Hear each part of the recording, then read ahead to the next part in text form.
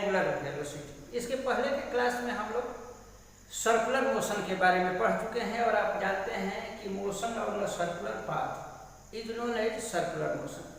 अब हम पढ़ेंगे एंगुलर वेलोसिटी। एंगुलर वेलोसिटी, अब वेलोसिटी के बारे में पढ़ चुके हैं। Velocity is related to displacement.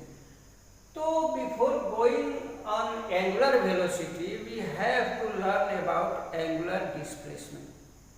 Angular velocity को जानने के पहले हमको एंगुलर डिस्प्लेसमेंट के बारे में जानना है।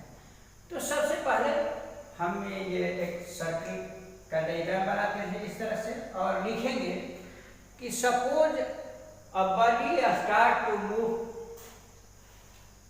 From point A and after t second it reaches at point B and it subtends the theta radian on its center। हम सपोज करते हैं कि बॉडी ए बिंदु से ए पॉइंट से मूव करना शुरू करता है और 30 सेकेंड के बाद ये बी पॉइंट पर पहुंचता है और ये सेंटर पर थीटा रेडियन का एंगल बनाता है। Suppose length of arc A B is L. ये radius of this circle, radius equal to हो जाएगा O A equal to O B equal to R. ये रेडियस है सर्किल का। और length of arc, length of arc A B equal to A B. Angle A O B equal to theta. ये A से B का length, arc का length है L. A से बी तक जाने में टाइम लगता है टी और ये सेंटर पर थीटा रेडियन बना रहा है। तो एंगुलर डिस्प्लेसमेंट का यहाँ डिफिनेशन दिया हुआ है, the angle through which an object moves on a circular path is called angular displacement.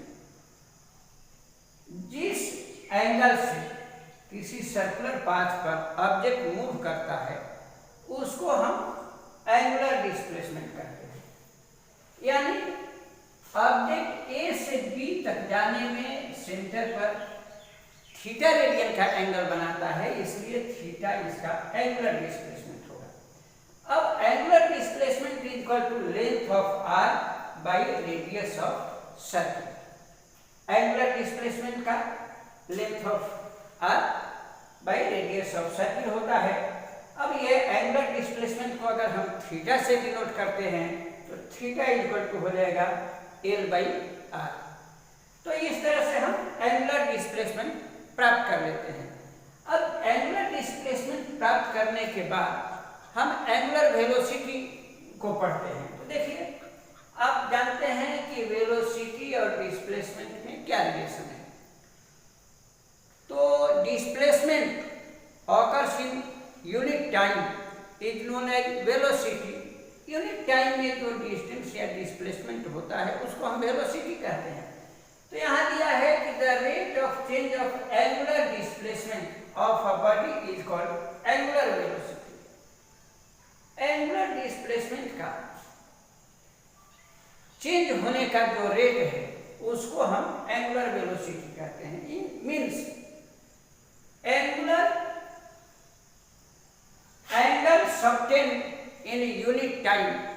Unit time में जो एंगल बनता है यहाँ सेंटर पर उसको हम कहते हैं एंगुलर वेलोसिटी। उसी को यहाँ दिया हुआ है कि rate of change of angular displacement of a body is called angular velocity. अब एंगुलर वेलोसिटी इक्वल टू होता है एंगुलर डिस्प्लेसमेंट अपॉन टाइम।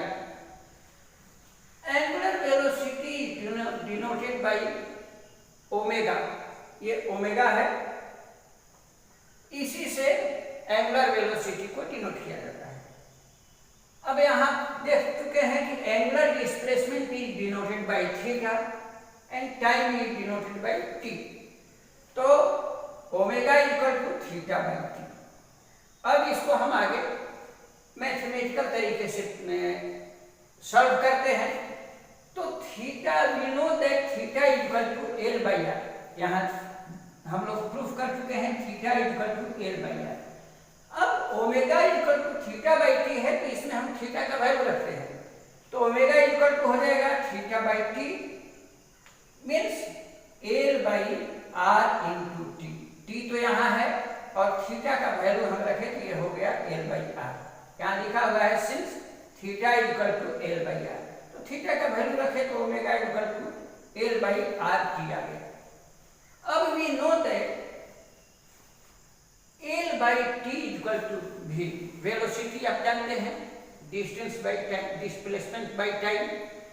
तो अगर ये डिस्प्लेसमेंट एल है, लेंथ ऑफ आर और टाइम टी है, तो ये L by T equal to V, यहाँ लिखा हुआ है since v equal to L by T.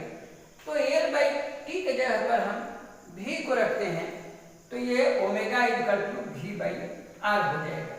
ठीक है, अब इसका क्रॉस मल्टीप्लीकेशन करते हैं, तो v equal to omega into R means angular velocity equal to यहाँ linear velocity by radius of circle, और linear velocity equal to angular velocity into radius of the circle.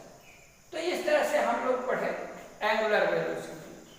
अब इसके बाद इस पर आधारित आपको दिया जाएगा न्यूमेरिकल। इस न्यूमेरिकल को आपको सॉल्व करना है। इसको पहले आप उतारिए, आप इसको देखिए कैसे दिया हुआ है और उतारिए।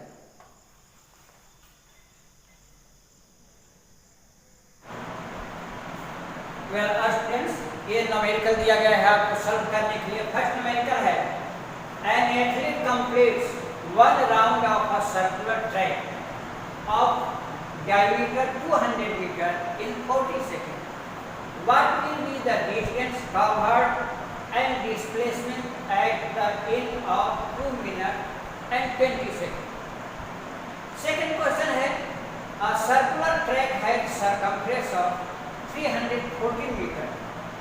A cyclist moves along the circumference and completes one round in half an hour.